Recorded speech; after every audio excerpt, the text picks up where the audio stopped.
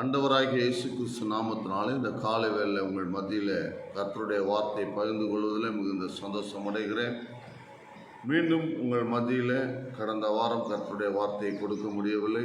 இப்பொழுதும் உங்களோடு கூட கர்த்தருடைய வார்த்தையை பகிர்ந்து கொள்வதில் நான் மிகுந்த சந்தோஷம் அடைகிறேன். இந்த லைஃப் கிவிங் மினிஸ்ட்ரி மூலியமாக உங்கள் மத்தியில் இன்றைக்கு சுகமாக்குவது லேசான காரியம் என்பதை குறித்து நான் போதிக்கப் போகிறேன். இன்றைக்கு சுகம் தேவை என்று விரும்புகிறவர்கள் நீங்கள் இந்த வார்த்தைகளை கவனமாய் கேட்பீர்கள் என்று சொன்னால் நிச்சயமாக சுகத்தை அனுபவிக்க முடியும்.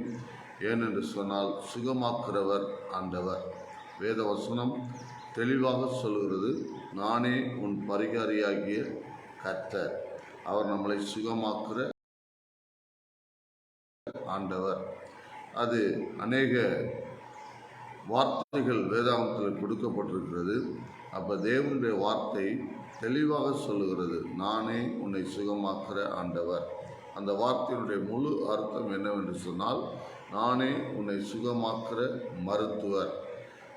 தேவன் அப்பொழுது நமக்கு நல்ல ஒரு மருத்துவராய் இருக்கிறார். ஆகவே தேவனுடைய பிள்ளைகளை இந்த நாளிலையும் இந்த வார்த்தைகளை நாம் கேட்கிற பொழுது நிச்சயமாக சுகத்தை பெற்றுக்கொள்ள முடியும். ஆகவே நான் எடுத்துக்கொள்கிற பகுதி என்னவென்று சொன்னால், யோவான் சுவிசேஷம் 5ஆம் அதிகாரம் 5வது வசனத்தை நாம் வாசிக்கப் போகிறோம். 38 வருஷமாய் வியாதி கொண்டிருந்த ஒரு மனுஷன் அங்கே இருந்தான். படுத்திருந்த அவனை இயேசு கண்டு, அவன் வெகு காலமாய் வியாதிஸ்தன் என்று அறிந்து அவனை நோக்கி, சொஸ்தமாக வேண்டுமென்று விரும்புகிறாயா என்று கேட்டார். அதற்கு வியாதிஸ்தன், ஆண்டவரே, தண்ணீர் கலக்கப்படும் போது என்னை குளத்தில் கொண்டு போய் விடுவதற்கு ஒருவரும் இல்லை. நான் போகிறதற்கு முன்னே வேறொருவன் எனக்கு முந்தி இறங்கி விடுகிறான் என்றார். இயேசு அவனை நோக்கி, எழுந்திரு, உன் படுக்கையை எடுத்துக்கொண்டு நட என்றார். உடனே அந்த மனுஷன் சொஸ்தமாகி தன் படுக்கையை எடுத்துக்கொண்டு நடந்து போனான். அந்த நாள் ஓய்வு நாளாய் இருந்தது. தேவனுடைய பிள்ளைகள், இந்த வேத பகுதியை கவனிக்கிற பொழுது நிச்சயமாக நமக்கு நன்றாய் புரியும். இது தெளிவாக அழகாக நமக்கு விவரமாக எழுதி வைக்கப்பட்ட ஒரு வேத பகுதியாக இருக்கிறது. அது 38 வருஷமாய், நல்ல கவனிங்க, 38 வருஷமாய் வியாதி கொண்டிருந்த ஒரு மனுஷன். அப்போ 1 வருஷம் அல்ல, 2 வருஷம் அல்ல, 38 வருஷம் வியாதி உள்ள மனுஷன் எப்படி இருப்பான்னு கற்பனை பண்ணி பாருங்க. எப்படி இருப்பாங்க? அவனுடைய எண்ணம் எப்படி இருக்கும்? அவனுடைய உணர்வுகள் எப்படி இருக்கும்? அவனுடைய சிந்தனைகள் எப்படி இருக்கும்? அந்த மனுஷன் எப்படி இருப்பான்? நல்லா யோசித்து பாருங்க. ஆனால் அந்த படுத்திருந்த அவனை கண்டு யார் கண்டது? இயேசு கண்டார். இன்னைக்கு நம்முடைய வாழ்க்கையில் நம்மளை காண வேண்டியது யார் என்று சொன்னால் இயேசு. இயேசு கண்டால் நிச்சயமாக விடுதலை உண்டு. பைபிள் சொல்லுகிறது, பாவத்தில் இருந்த நம்மளை தேவன் கண்ணோக்கி பார்த்தார் என்று சொல்லுகிறது. பாவத்தில் இருந்த நம்மளை தேவன் கண்ணோக்கி பார்த்தார். இப்படியாக வேதாகம் சொல்லுகிறது, நீதிமான்கள் மேல் அவருடைய கண்கள் நோக்கமாக இருக்கிறது. நீதிமான்கள் மேலே அவருடைய கண்கள் நோக்கமாக இருக்குன்னா பாவிகள் மேலே அப்போ அவருடைய கண்கள் நோக்கமாக இல்லையா? நாம் அப்படி தவறாக நினைக்கக்கூடாது. அப்போ எப்படி நினைக்கிறது? அவர் எல்லார் மேலும் நோக்கமாக இருக்கிறார். பூமி எங்கும் அவருடைய கண்கள் உலாவிக் கொண்டிருக்கிறது. தெய்வ பிள்ளைகளை நல்லா கவனிங்க. பூமி எங்கும் அவருடைய கண்கள் உலாவிக் கொண்டிருக்கிறது. அப்போ அப்படி என்றால் அவர் எல்லாரையும் பார்த்து கொண்டிருக்கிறார். தேவன் எல்லாரையும் பார்க்கிறார். தயவை எந்த மனிதனுக்கு வெளிப்படுத்த வேண்டும் என்று சொல்லி அவர் அந்த தயவை முன்கூட்டியே ஒவ்வொரு நபருக்கும் அந்த சரியான நேரத்தில் தம்முடைய தயவையும் இரக்கத்தையும் அவர் காட்டுகிறார். அப்படி என்றால் இந்த 38 வருஷமாக இருந்த மனுஷனுக்கு தேவன் தயவு காண்பித்திருக்கிறார், இரக்கத்தை காண்பித்திருக்கிறார். நீங்கள் நல்லா கவனிங்க, அவரை கண்ணோக்கி பார்த்திருக்கிறார். அதாங்க சொல்லுது, அந்த 38 வருஷமாய் எழுந்து நடக்க முடியாத மனுஷனை கண்டு அவனை பார்த்தாரு. அவன் எத்தனை வருஷமாக அங்கே வியாதிஸ்தனாக இருக்கிறான், எவ்வளோ நாளாக உட்கார்ந்துருக்கிறான்.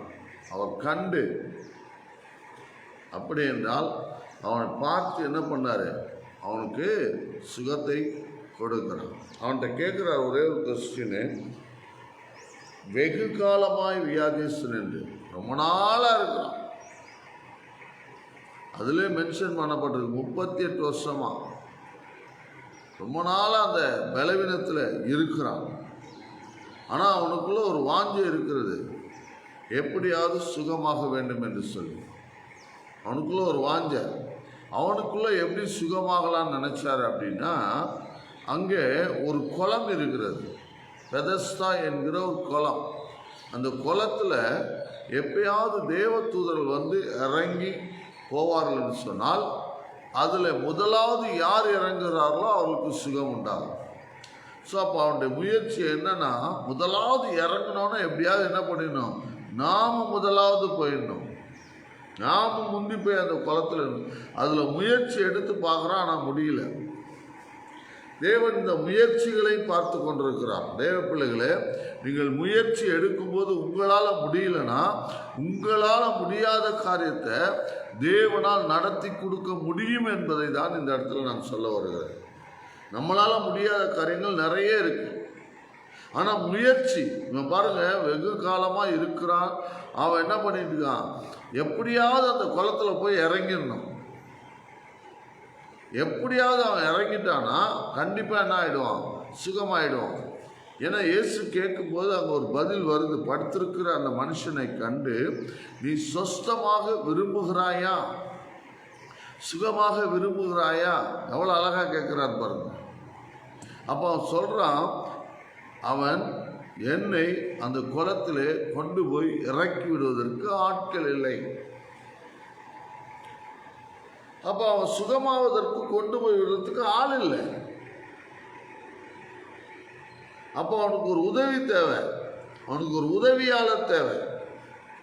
உதவியாளர் இந்த உலகத்தில் எப்படி இருப்பாங்கன்னா நிச்சயமா இருக்க முடியாது. அதுவும் மெய்யான ஒரு உதவி, உண்மையான ஒரு உதவி, ஒரு அக்கறையான உதவி, ஒரு கரிசனையான உதவி, ஒரு பாதுகாப்புள்ள ஒரு உதவி, அவங்க எப்படியாவது நல்லா இருக்கட்டும் அப்படிங்கிற ஒரு உதவி, அவங்க வாழ்க்கையில் முன்னேறட்டுங்கிற உதவி. இன்னைக்கு உலகத்தில் அது கிடையாது. அவங்க நல்லா இருக்கட்டும், அவங்க முன்னேறட்டும், அவங்க ஆசீர்வாதமாக இருக்கட்டும், அவங்க சுகமாக இருக்கட்டும், அவங்க குடும்பம் வாழ்வடையட்டும்.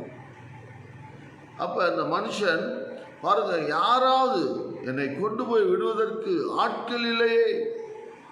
தேவ பிள்ளைகளை, இன்றைக்கு நான் உங்களுக்கு சொல்லுகிறேன், உங்களுக்கு உதவி செய்ய ஒருவர் இருக்கிறார் என்று நீங்கள் நம்பிக்கொண்டிருப்பீர்கள் என்று சொன்னால், நீங்கள் யாரை நம்பிக்கிட்டு இருப்போம்? நாமெல்லாம் நம்ம யாரை நம்பிக்கிட்டு இருப்போம்? நாம் நம்மளுடைய சொந்த பந்தங்களில் யார் உயர்வான பதவியில் இருக்கிறார்களோ அவர்களை நான் நம்பிக்கிட்டு இருப்போம். அவங்க எனக்கு உதவி செய்ய இருக்கிறாங்க, அவங்க இருக்கிறாங்க, இவங்க இருக்கிறாங்க அப்படின்னு சொல்லி அவங்க மேலே ஒரு பற்றுதல், அவங்க மேலே ஒரு நம்பிக்கை, அவங்க மேலே ஒரு ட்ரஸ்ட்டை, அவங்க மேலே ஒரு விசுவாசத்தை, அவங்க மேலே ஒரு கான்ஃபிடென்ட்டை வைத்து கொண்டிருப்போம். பாருங்க, அவங்க இருக்காங்க, பார்த்துக்கொள்வாங்க. ஒரு நாள் அந்த சூழ்நிலைகள் மாறும். ஒரு நாள் அந்த பிரச்சனைகள், அந்த அந்த அவங்க உயர்வாக இருக்கிற காரியங்கள் மாறும்போது, அவங்க ஒரு நாளைக்கு ஏழ்மையாக அல்லது தாழ்வாக வரும்போது அந்த நம்பிக்கைக்கு விரோதமாக காரியங்கள் நடக்கும், நமக்கு உதவி வராமல் போயிடும். அப்போ அவங்களாலே நமக்கு என்ன பண்ண முடியாது, முழுமையாக உதவி செய்ய முடியாது. அப்போ முழுமையான உதவி எங்கேருந்து வரும்னா, எப்பொழுதுமே மாறாதது தான் அந்த முழுமையான உதவி வரும்.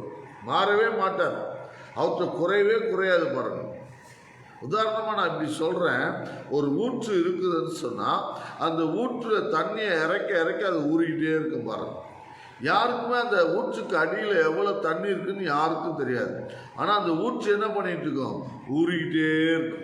அதே போல் தான் நம்முடைய ஆண்டவராகிய இயேசு கிறிஸ்துவும் நம்முடைய தேவனும் அப்படிதான். அவர்கிட்ட எவ்வளோ இருக்குன்னு தெரியாது, ஆனால் எடுக்க எடுக்க எடுக்க எடுக்க அது குறையவே குறையாது, அது வந்துக்கிட்டே இருக்கும். பாருங்க, அதுதான் ஊற்று. அப்போ அது போல தான் நம்முடைய தேவனும். தேவ பிள்ளைகள் நீங்கள் கவனிங்க.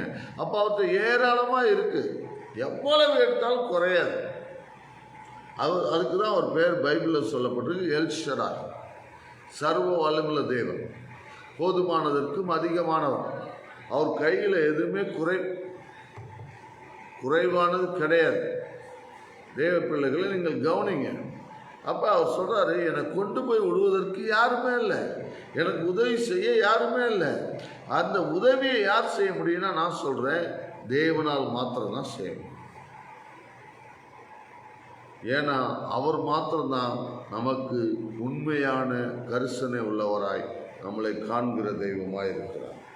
அப்போ இந்த படுத்திருந்த அவனை கண்டு இயேசு வெகு காலமாய் வியாதிஸ்தன் என்று அறிந்து அவனை நோக்கி, சொஸ்தமாக வேண்டும் என்று விரும்புகிறாயா? இந்த காலவேளையில் ஆவியானவர் கேட்கிற ஒரு கேள்வி, பலவீனமாக இருக்கிற ஜனங்களை பார்த்து அவர் நம்மிடத்தில் கேட்கிற ஒரு கேள்வி என்னவென்றால், சுகமாக முதலாவது விரும்புகிறீர்களா,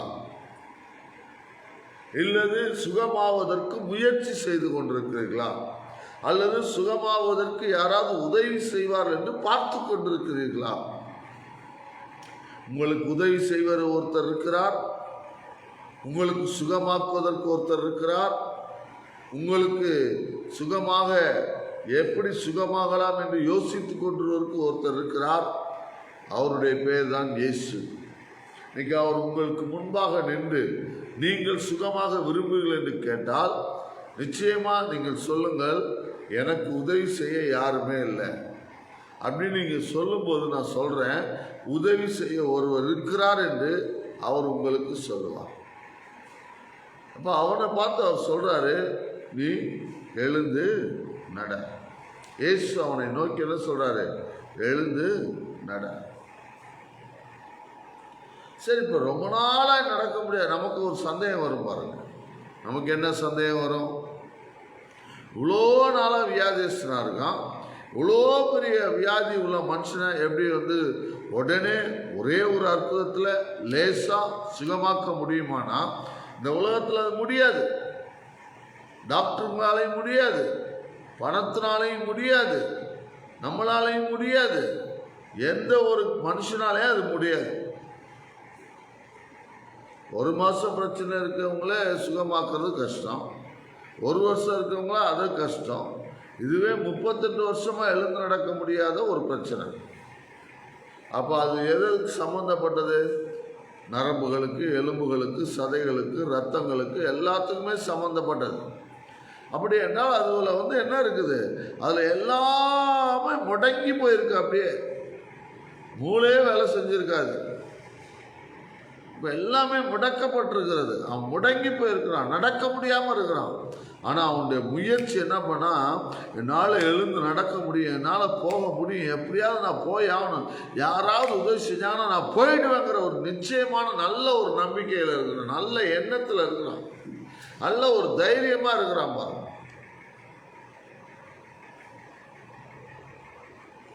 அப்போ அந்த மனுஷனை இயேசு என்ன பண்ணுகிறார்? சுகமாக்குறார்.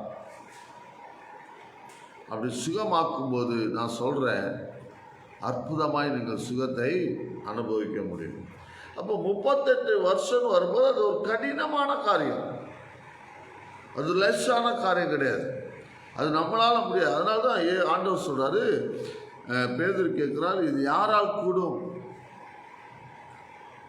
அப்போ இது மனுஷனால் கூடாது. பதில் எப்படி சொல்கிறார் பாருங்க, மனுஷனால் கூடாது, ஆனால் தேவனால் கூடும் என்று சொல்லுகிறார்.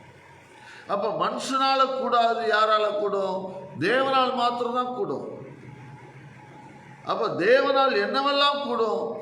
தேவனால கூடாத காரியம் எதுவுமே இல்லை, தேவனால எல்லாமே கூடும். ஒரு புதுசாக ஒரு மனுஷனை உருவாக்க முடியுமா? முடியும். இந்த உலகத்தை மாற்றி அமைக்க முடியுமா? முடியும். இந்த சமுதாயத்தில் நன்மைகளை உண்டாக்க முடியுமா? முடியும். உங்கள் வாழ்க்கையில் வெளிச்சத்தை உண்டாக்க முடியுமா? முடியும். உங்கள் வாழ்க்கையில் அற்புதங்களை நடப்பிக்க முடியுமா? முடியும். உங்கள் குடும்பம் ஒன்றுமில்லாத குடும்பத்தை தூக்கி தலை நிமிர்த்தி வைக்க முடியுமா? முடியும். முடியாதுங்கிற காரியம் கிடையாது. பத்திமை கண்களை திறந்து விட்டார் பார்த்தீங்களா? கண்களை திறக்கிறது சாதாரண விஷயமா? கண்களை திறக்கிறது சாதாரணமான விஷயம் கிடையாது. ஆனால் அவனுக்கு ஒரு செகண்டில் கடவுள் கொடுத்தார். ஒரு செகண்டு தான். அதனால சொல்கிறேன், சுகமாக்குவது லேசான காரியம். எப்படி சுகமாக்குறது லேசான காரியம்? மனுஷனால முடியாத தேவனால கூடுங்கிறத விசுவாசித்தால் போதும். பாருங்க, நம்பினா போதும். ஹல்லேலூயா. நம்பினா போதும், விசுவாசித்தால் போதும். அதனால தான் ஆண்டவர் சொல்றாரு, விசுவாசிக்கிறவனுக்கு எல்லாம் கூடும். அப்ப யாரெல்லாம் விசுவாசிக்கிறாங்களோ அவங்களுக்கு கூடும். இன்னொரு வசனம் அப்படி சொல்லுது, விசுவாசித்தால் தேவ மகிமையை காண்பாய். அப்ப விசுவாசித்தால் எதை பார்க்க முடியுங்க?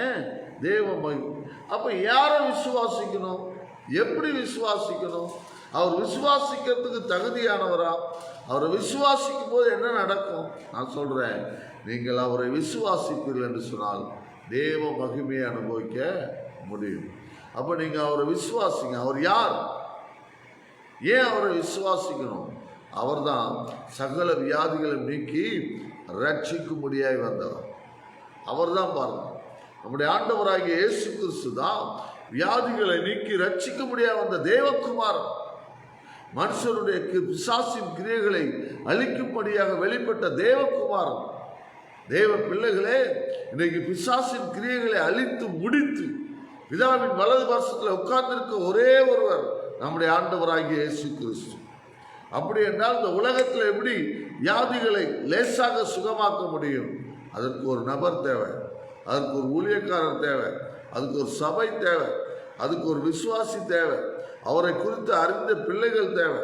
அந்த பிள்ளைகளால் மாத்திரமே முடியும். அதனால்தான் அந்த பிள்ளைகளுக்கு அதிகாரத்தை கொடுக்கிறார். அந்த பிள்ளைகளுக்கு எப்படிப்பட்ட அதிகாரத்தை கொடுக்கிறார்? வானத்திலும் பூமியிலும் சகல அதிகாரத்தை கொடுக்கிறார். கொடுத்துட்டு சொல்றாரு, நீங்க போய் வியாதிஸ்தர் மேல கைகளை வைத்தீங்கன்னா சுகமாயிடுவாங்க. பிசாசு பிடித்தவங்களை விரட்டினீங்கன்னா, அது இயேசு நாமத்தினால போன்னு சொன்னீங்கன்னா அது போயிடும். உங்களை பார்த்தாவே போயிடும். அது உங்களை நேருக்கு நேரம் சந்திக்கிறதுக்கு தயாராகவே இருக்காது. அது உங்களை பார்த்தாவே என்ன பண்ணிடும்? போயிடும். எத்தனை பேர் விசுவாசிக்கிறீங்க? அவர் இன்னைக்கு நீங்க இருக்கிற பலவீனத்தில் சுகமாக்குவது லேசான காரியம். அப்ப பாருங்க, அந்த படுத்திருந்த மனுஷனை கண்டு என்ன சொல்றாரு? உன் படுக்கை எடுத்துக்கொண்டு நட. பாருங்க, இந்த வார்த்தை ஏதோ சாதாரண வார்த்தையை பற்றி கொஞ்சம் சொல்றேன் பாருங்க. வார்த்தை சாதாரணமானது கிடையாது. இது வல்லமையும் ஜீவனும் உள்ளதாயிருக்கும். அதனால ஆண்டவர் சொல்றார், நல்ல வார்த்தைகளை பேசுங்க, மரண வார்த்தையை பேசாதீங்க, ஜீவனுள்ள வார்த்தையை பேசுங்க, வாழ வைக்கிற வார்த்தையை பேசுங்க, ஒரு மனுஷனை உயர்த்துகிற வார்த்தையை பேசுங்க, கலங்க வைக்கிற வார்த்தையை பேச வேணாம், கவலைப்படுத்துகிற வார்த்தையை பேசுங்க. இன்னைக்கு பாருங்க, நமக்கு வாய் இருக்குங்கிறது, நாக்கு இருக்குங்கிறதுனால எதை வேணாலும் பேசிட்டு இருக்க. நடக்காது, கூடாது, போவாது, வராது, ஆகாது,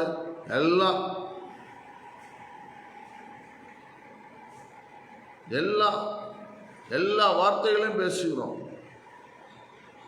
ஆனா ஆண்டவர் சொல்றாரு, எப்போ உங்க வாயின் வார்த்தை சரியா மாறுதோ, உங்களுடைய சிந்தனை சரியா மாறுதோ, உங்களுடைய பேச்சு சரியா மாறுதோ, அப்பொழுது உங்க வாழ்க்கை நன்றாக இருக்குன்றார். நீதிமொழிகள் 6ஆம் அதிகாரத்தில் 1வது வசனத்தை சொல்ற, வாய்மொழினாலே சிக்குண்டாய். அப்போ வாயின் வார்த்தையினாலே பிடிப்பட்டாயின்னு இருக்கு. அப்போ வாயின் வார்த்தை எப்படி இருக்கணும்? வாயின் வார்த்தை சரியா இருக்கணும். பாருங்க, வாயின் வார்த்தையில போய் மாட்டிக்கொள்ளக்கூடாது. வாயின் வார்த்தை பாருங்க, நல்லா ஜெபிப்போம், ஆராதிப்போம், துதிப்போம். ஆனால் என்ன பண்ணுவோம்? நான் ஜெபம் பண்ணிட்டேன், ஆனால் சுகமாகாது. அது சுகமாகுதா இல்லையான்னு பார்க்கலாம்.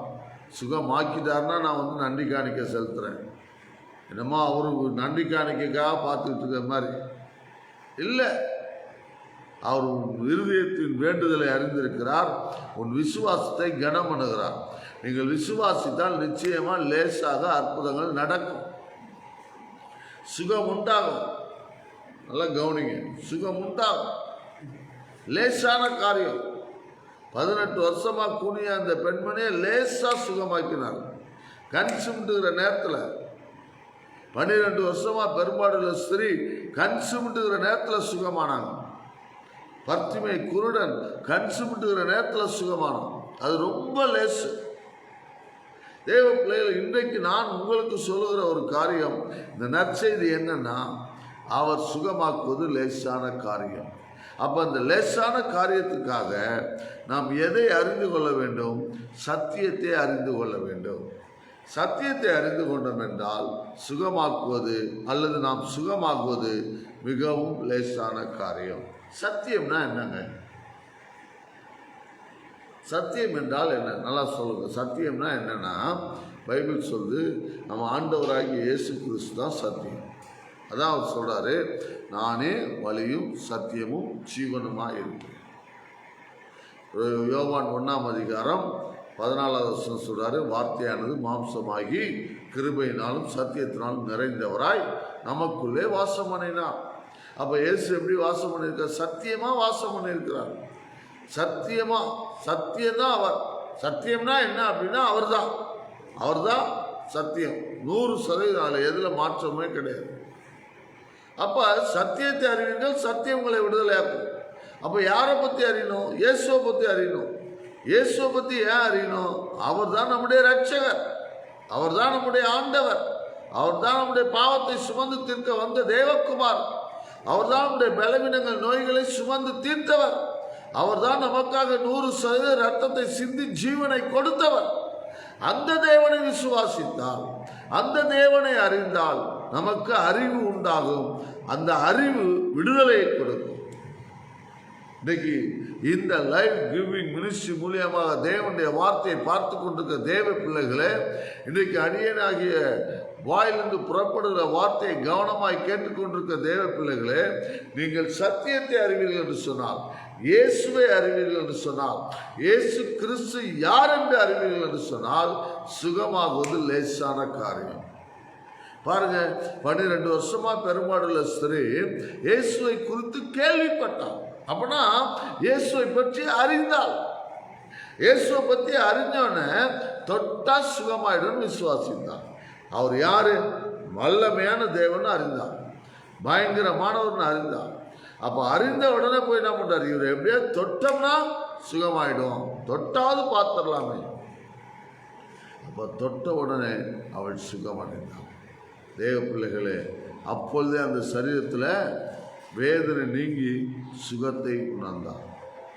ஆவியானவர் இன்னைக்கு உங்களுக்கு எனக்கு சொல்ற ஒரு காரியம், சத்தியத்தை அறிய வேண்டும். சத்தியத்தை அறியும் போது நிச்சயமாக விடுதலை உண்டு. தேவ பிள்ளைகள், சத்தியம் என்ன?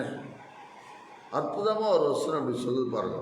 நம்முடைய பாடுகளை ஏற்றுக்கொண்டு நம்முடைய துக்கங்களை சுமந்து தீர்த்தார் என்று ஏசாயா தீர்க்கதரிசன புஸ்தகத்தில் எழுதியிருக்கிற பிரகாரம். அப்ப சத்தியம்னா என்னங்க? இயேசுனா என்னங்க? அவர் சொல்றாரு, இயேசுவை பற்றி அறிந்து கொள்றதுனா என்ன? இயேசு என்ன செய்தார்னு அறிந்து கொள்ளணும். எதற்காக வந்தார்னு நான் சொல்லிட்டேன். ஜனங்களுடைய வியாதிகளை நீக்கி ரட்சிக்க முடியாது, ஜனங்களுடைய சகல நோய்களை சுகமாக்க முடியாது. இயேசு எதற்கு வந்தாருங்க? சகல வியாதிகளையும் சுகமாக்க முடியாது, சகல நோயாளிகளையும் சுகமாக்க முடியாது. இயேசு வந்தார். அப்போ அவரை பற்றி அறிந்தாதானே அந்த சுகத்தை எப்படி அதை சம்பாதித்து கொடுத்தார், எப்படி அதை உண்டாக்கினார், அதை எப்படி ஆயத்தப்படுத்தினார், அதை எப்படி அனுபவிக்கலாம், அதை அனுபவிக்கிறதுக்கு யார் உதவி செய்வா, எங்கே போவது, அது எங்கே கிடைக்கும், இதெல்லாம் அறிந்தாதானே. இன்றைக்கு உலகத்தில் எதிர்ப்பு எதற்கு? மக்கள் சுகமாய் வாழக்கூடாது என்பதற்கு தான் இந்த சூழ்நிலை. ஆராதனை வேண்டாம், அதற்கு பல தடைகள். ஆனால் பரவாயில்ல, நிறைய வாய்ப்புகள் இருக்குது. கர்த்தர் பல விதத்தில் வேலை செய்து கொண்டிருக்கிறார். இந்த உலக மக்களை நேசிப்பதில் தேவன் மிகுந்த அக்கறை உள்ளவராக இருக்கிறார். அவரை போல அன்பு காட்ட யாராலும் முடியாது. அவருடைய அன்பை எப்படி வெளிப்படுத்த? பல விதத்தில், பல சேனல் மூலியமா, யூடியூப் மூலியமா, ட்விட்டர் மூலியமா, ஃபேஸ்புக் மூலியமா, வாட்ஸ்அப் மூலியமா, மெசேஞ்சர் மூலியமா, SMS மூலியமா, பல விதத்தில் தேவன் வேலை செய்து கொண்டிருக்கிறார். மக்களை சுகமாக்குவதற்காக, அவருடைய சத்தியத்தை அறிவதற்காக, அவருடைய அறிவை உலகத்தில் கொடுப்பதற்காக, அவருடைய நாமம் மகிமைப்படுவதற்காக அவர் பல விதத்தில் தேவன் மக்களுக்காய் வேலை செய்து கொண்டிருக்கிறார். இன்றைக்கு உங்களுக்காகவும் எனக்காகவும் தேவன் எப்படி வேலை செய்கிறார் என்றால், இப்படிப்பட்ட சேனல்கள் மூலியமாக தேவ ஆவியானவர் தம்முடைய ஊழியக்காரர்களை கொண்டு பேசும்படியாக வேலை செய்து கொண்டிருக்கிறார். அப்படி பேசும்போது கர்த்தருடைய ஆவியானவர் பலமாய் கிரியை செய்கிறார். உங்களுக்கும் எனக்கும் சுகத்தை அவர் உண்டாக்குறார். அதனால்தான் சத்தியத்தை அறிந்து கொள்கின்றோம்.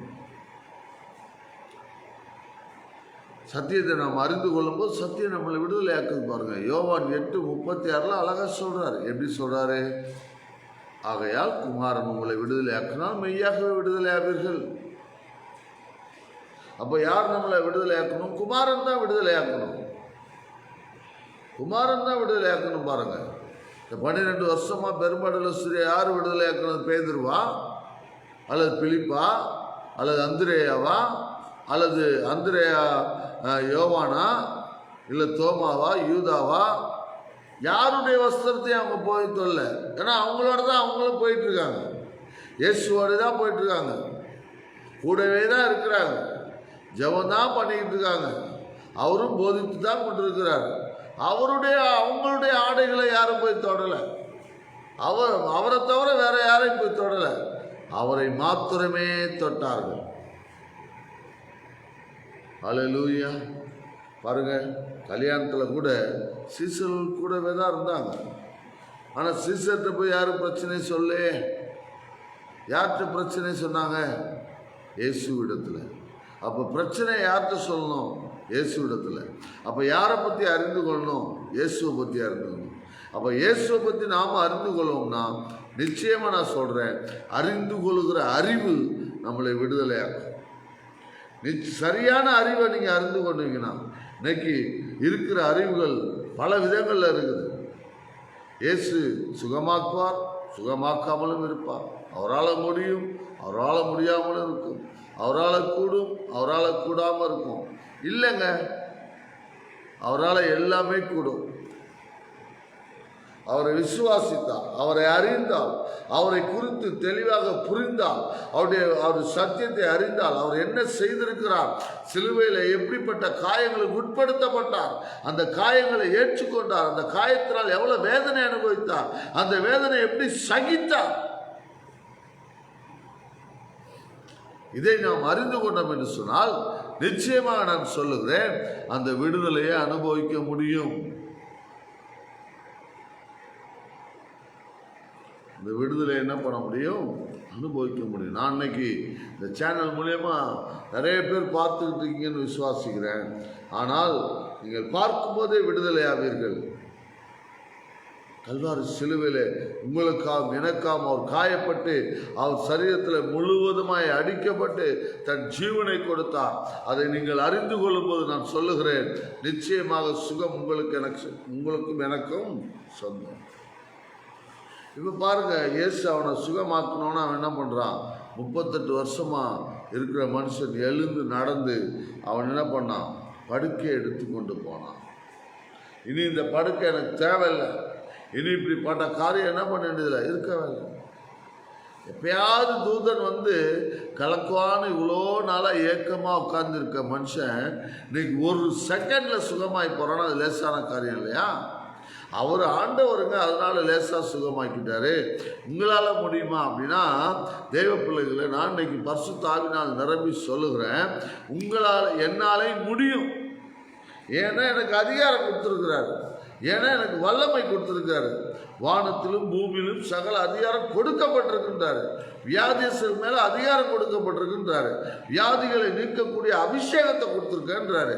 வியாதியை போக்கக்கூடிய அறிவையும் ஞானத்தையும் புத்தியையும் உனக்கு நான் கொடுத்திருக்கின்றார். இப்ப எனக்கு அது புரிஞ்சிச்சு. என் மேல என்ன இருக்கு? அபிஷேகம் இருக்கு. என் மேல என்ன இருக்கு? தேவ ஆவியானவர் இருக்கிறார். என் மேல என்ன இருக்கு? அவருடைய வல்லமை இருக்கு. எதை கொடுத்துருக்கிறாரு? அறிவை கொடுத்துருக்காரு. எனக்கு எதை கொடுத்துருக்காரு? ஞானத்தை கொடுத்துருக்கிறாரு. எனக்கு எதை கொடுத்துருக்காரு? வல்லமையை கொடுத்துருக்காரு. இப்போ இதெல்லாம் எனக்கு புரிஞ்சிருச்சு.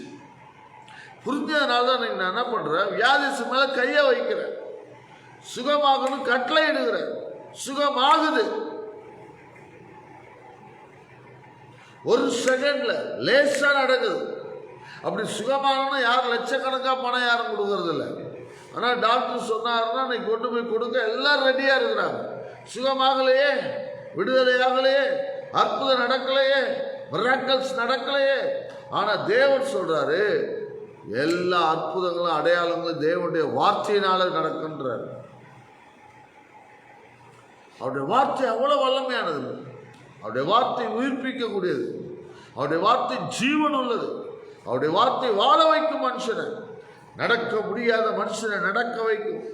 நிமிர முடியாத மனுஷனை நிமிர்ந்து நிற்க வைக்கும். அறிவில்லாத மனுஷனை அறிவுள்ளவனாமாக்கும். புத்தி இல்லாத மனுஷனை புத்தி உள்ளவனாமாக்கும். பாருங்க, மீன் பிடிக்கிறவனுக்கு என்னங்க இருக்கு தகுதி?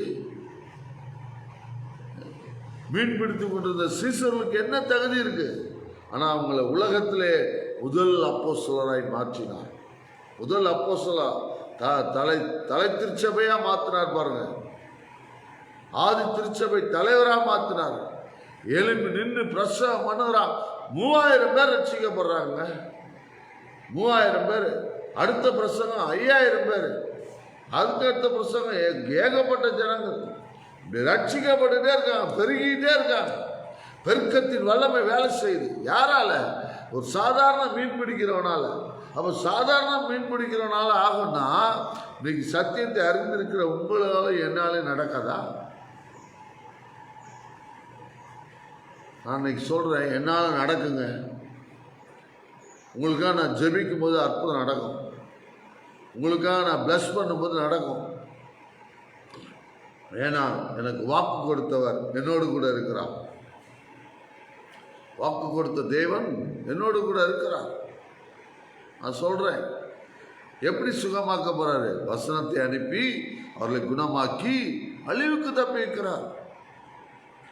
சங்கீதம் 107:20 வசனம் சொல்லுகிறது, வசனத்தை அனுப்பி குணமாக்கி அழிவுக்கு தப்பி வைக்கிறார். எப்படி?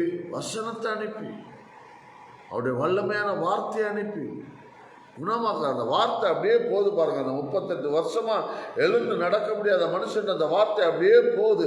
அவனுடைய மனதை குணமாக்குது, உணர்வை குணமாக்குது, எலும்பை குணமாக்குது, நரம்பை குணமாக்குது, அவனுடைய இருதயத்தை சுத்தமாக்குது. எழுந்து நடக்கலாம் அப்படின்னு எழுந்து நடக்க வைக்குது. நிமிர்ந்து பார்க்கலாம்னு நினைக்கிறான், நிமிர்ந்து நிற்கிறான். பார்த்தா இப்ப நிற்கிறான். ஆண்டவர் சொல்றாரு, படுக்கையை எடுத்துக்கொண்டு போ. குனிறான். குனிஞ்சு அவன் பாயை சுருட்டி அவன் எடுத்துட்டு போறான்.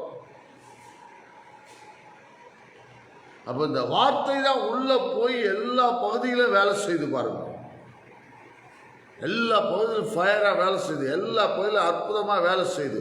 எல்லா பகுதி செயல்படாத பகுதி எல்லாம் செயல்பட வைக்குது.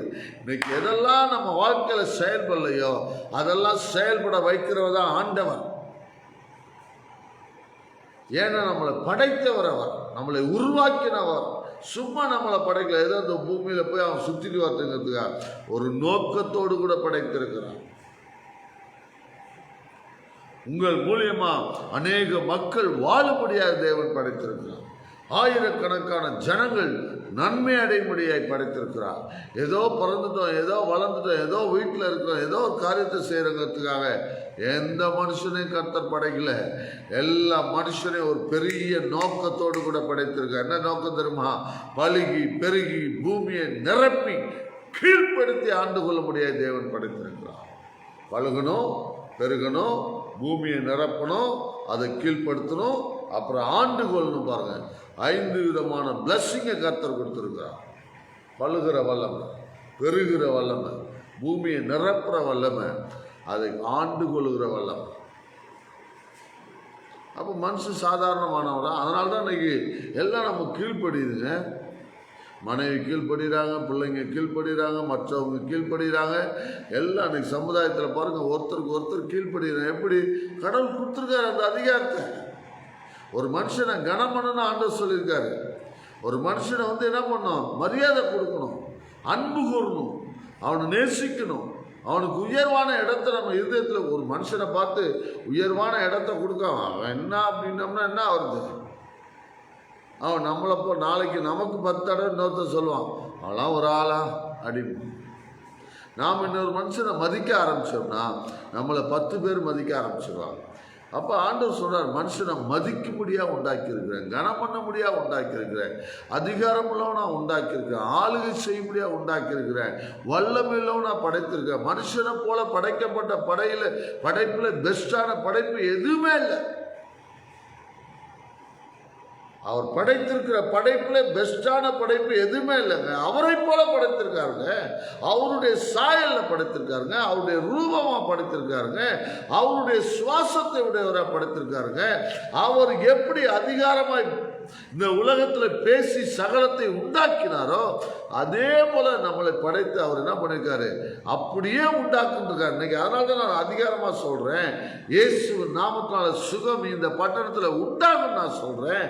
சுகமா பலவீனமா இருக்கிறவங்களுக்கு நான் சொல்றேன், உங்களுக்கு சுகம் உண்டாகும் சொல்றேன். ஏன்னா தேவன் அப்படிதான் பேசும்படியா சொல்லி இருக்கிறார். பேசி பேசியே தான் உலகத்தை உண்டாக்குனார். அவருடைய சாயல் இருக்கணும், அப்படித்தானே உண்டாக்க முடியும். அதனால எனக்கு தைரியமாக சொல்றேன், நீங்கள் சுகமாக இருப்பீர்கள், சுகம் உங்களுக்கு உண்டாகும். சோர்ந்து போக வேண்டிய அவசியம் இல்லை. பெரிய வியாதின்னு கவலைப்படாதீங்க, அது லேசான காரியம். எப்பொழுது லேசான காரியம்? சத்தியத்தை அறிந்து அந்த சத்தியத்தை விசுவாசிக்கிற பிள்ளைகளுக்கு அது லேசான காரியங்கள். இயேசு யார் என்று அறிந்து, இயேசு என்ன செய்தார் என்று அறிந்து அதை அவர் விசுவாசிக்கும் போது அது லேசான காரியம். அவருடைய காயங்களால் குணமானீர்கள். எவ்வளோ அற்புதமான வார்த்தை பாருங்க, அவருடைய காயங்களால் குணமானீங்க. இயேசு அதுக்காக தான் காயப்பட்டார். அவர் காயப்பட்ட விதத்தை சொன்னா நம்மளால் தாங்க முடியாதுங்க. அவ்வளோ பெரிய ஆணி எடுத்து வச்சு அவன் கையில் வச்சு அடிக்கிறான். கையில் ஏதோ இந்த இடத்துல உள்ளங்கையில் அடித்தாங்கல்ல, கையை இழுத்து வச்சு அடிக்கிறான் பாருங்க. நரம்பு அருந்து போகக்கூடிய அளவுக்கு அப்படி இழுத்து அந்த ஜவ்வு மூட்டுக்கிட்டுல இறங்கி அப்படி வச்சு ஆணி வச்சு அடிக்கிறான். அவர் காயப்பட்டார். கால்களில் ஆணிகள், ஒரு கால் மேலே ஒரு காலை வச்சு அந்த மனுஷனுடைய காலை இழுத்து வச்சு ஆணி அடிக்கிறான். அவ்வளோ பெரிய நீள ஆணியை அடிக்கிறான். தலையில் முள்மூடி வச்சு நல்லா ஒன்றாங்களாம், இஞ்சி முள்மூடியை வச்சு அடிக்கிறான் பாருங்க. எவ்வளோ காயம், எவ்வளோ வேதனை சொல்கிறோம். 4 பேர் ரோட்டில் போட்டு அடித்தாங்க, என் இருதயமே வெடிச்சு போச்சுங்க. எத்தனை பேர் சொல்கிறாங்க. தெய்வ பிள்ளைகளே, இந்த காலைவேளை நான் சொல்லுகிறேன், உங்களுக்காகவும் எனக்காகவும் இயேசு கல்வாரி சிலுவையிலே எந்த மனுஷனும் அனுபவிக்க முடியாத காயங்களை அவர் பட்டார்.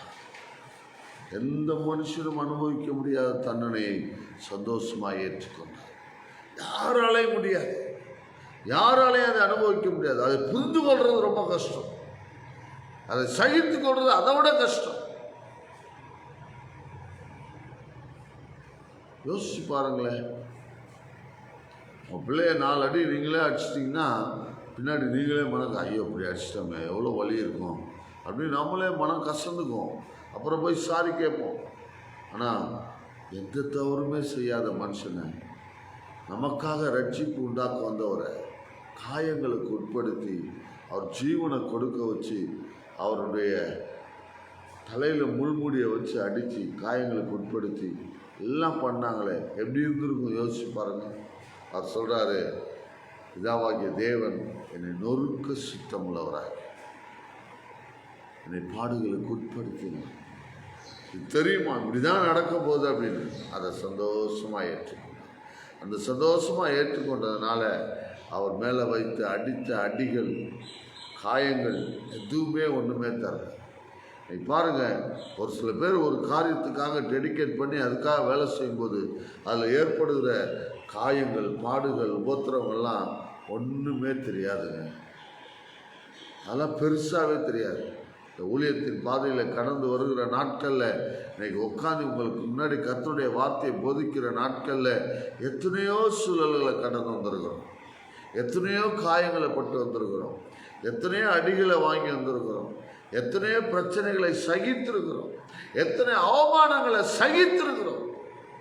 நான் சொல்கிறேன், அதெல்லாம் வேதனை கிடையாது. இன்னைக்கு யாரெல்லாம் அப்படி இருக்கிறவங்க இந்த வார்த்தையினால் சுகமாக்கப்படுகிறார்களோ அதை கேட்கும்போது எவ்வளோ சந்தோஷமாக இருக்கு தெரியுமா. உங்கள் வார்த்தையை நான் கேட்டேன், நான் ஒரு அடக்க ஆராதனையில் ஒரு பிரசங்கம் பண்ணேன் பாருங்க. ஒரு 4-5 வருஷத்துக்கு முன்னாடி அடக்க ஆராதனையில் பிரசங்கம் பண்ணேன். ஒரு 20 நிமிஷம் தான் பிரசங்கம் பண்ணேன். அந்த அடக்க ஆராதனையில் ஜீவனை குறித்து பேசுறது. அப்போ அந்த ஜீவனை பேசும்போது மனுஷனை அடக்கம் பண்ணும்போது அந்த குழிக்குள்ளே வச்சு என்ன பண்ணாங்க, மண்ணை போட்டு மூடி நல்லா கல்லற மாதிரி ஒரு சிலுவை வச்சு பண்ணாங்க. அப்போ ஏன் இப்படி பண்ணுறோங்கிறத எடுத்தேன். அப்போ அந்த மனுஷனை விதைக்கிறோன்னு சொல்லி எடுத்தேன். அந்த மனுஷனை என்ன பண்ணுறோமா, விதைக்கிறோம். விதைக்கப்படுகிறான். அப்படி விதைக்கப்படும் போது அவன் ஒரு நாள் இயேசு வரும்போது என்ன ஆகிறான், மறுபடியும் உயிரோடு கூட எழுப்பப்படுகிறான். அவன் எழுப்பி வரான். இதை பிரசவம் பண்ண பாரு. இதை ஒருத்தர் கேட்டுட்டு அவர் ரட்சிக்கப்பட்டிருக்கிறார். இயேசுவை ஆண்டவராக ஏற்றுக்கொண்டிருக்கிறார். அப்போ நல்லா கவனிங்க, கர்த்தருடைய வார்த்தை என்ன பண்ணுது, ரொம்ப நாள் கழிச்சு கூட அது வேலை செய்யுது. ஜீவனாக இருக்கிறது, வல்லமையாக இருக்குது, உயிர்ப்பிக்குது, மனதை மாற்றுகிறது. தேவ பிள்ளைகளே, இன்றைக்கும் இந்த வார்த்தைகளை கேட்கிற பிள்ளை உங்களுக்கு நீங்கள் கேட்பீர்கள் என்று சொன்னால், விசுவாசிப்பீர்கள் என்று சொன்னால், உங்களுக்கு நம்பிக்கை உண்டாகும் என்று சொன்னால், நான் சொல்லுகிறேன், நீங்களும் சுகமாக முடியும். முடியாத காரியம் எதுவுமே கிடையாது. அப்படியே மாறிச்சு பாருங்க. 38 வருஷமா நடக்க முடியாத மனுஷனுடைய மனநிலையே மாறிச்சு. என்னாலே எழும்ப முடியும், பாயை எடுத்துட்டு போக முடியும், தேவாலயத்துக்கு போக முடியும், என்னை சுகமாக்குனவர் யாருன்னு சொல்ல முடியும் அப்படிங்கிற நம்பிக்கை தைரியம்லாம் உண்டாயிடுச்சு. அதனால உங்களுக்கு நான் சொல்லுகிற ஒரு காரியம், என் தேவனால் கூடாத காரியம் மட்டும்.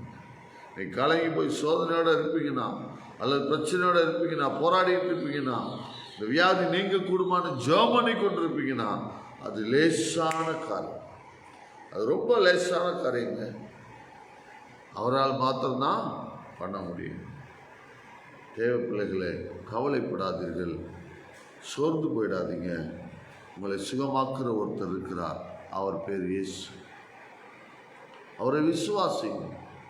எத்தனையோ நேரங்கள் நான் சோர்ந்து போயிருக்கிறேன், ஆனால் எனக்கு சோர்வை நீக்கி அவர் பலனை கொடுத்துருங்க. கவலைப்பட்டிருக்கிறேன், கவலையை எடுத்து போட்டு அவர் என்ன பண்ணியிருக்கார், காயங்களை கட்டியிருக்கார்.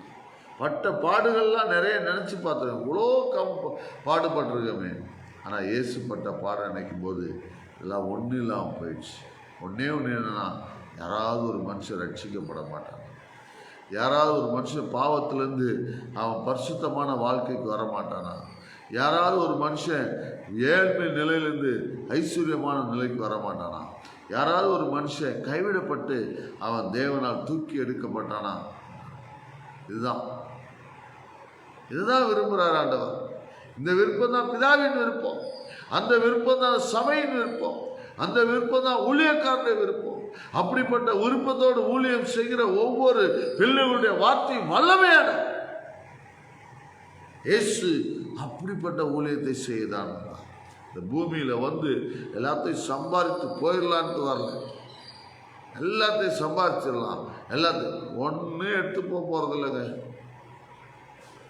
நீங்க ஓடி ஓடி ஓடி ஓடி உழைச்சி கோடி கோடியா சேர்த்து மாடி மாடியா கட்டி வாழ்ந்தாலும் போகும்போது தூக்கிட்டு போக முடியாது.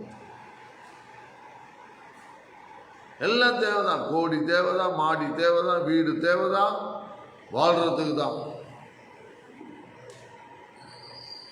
ஆனால் அதை விட மேலானது கர்த்தருடைய ஜீவன், கர்த்தருடைய சுகம், கர்த்தருடைய விடுதலை, கர்த்தருடைய ரட்சிப்பு, கர்த்தருடைய ராஜ்யம், கர்த்தர் சமூகத்தில் இருப்பது.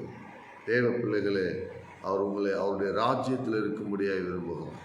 இன்னைக்கு யாராவது தெய்வீக சுகத்துக்காக இருப்பீங்கன்னா, உங்களை சுகமாக்குவது லேசான காரியம். கர்த்தர் உங்களை ஆசீர்வதிப்பாராக. அதனாலும் கண்களை மூடி நாம் செய்வோம். கர்த்தர் நல்லவர். அன்பின் ஆண்டவரே, இந்த அருமையான வேலைக்காய் ஸ்தோத்திரிக்கிறோம். இந்த சேனலில் லைவ் மினிஸ்ட்ரி மூலியமாக பார்க்கிற ஒவ்வொரு பிள்ளைகளுக்கும் தெய்வீக சுகத்தின் ஆசீர்வாதத்தை பேசுகிறேன். சுகம் உண்டாவதாக, சுகம் உண்டாகட்டும்.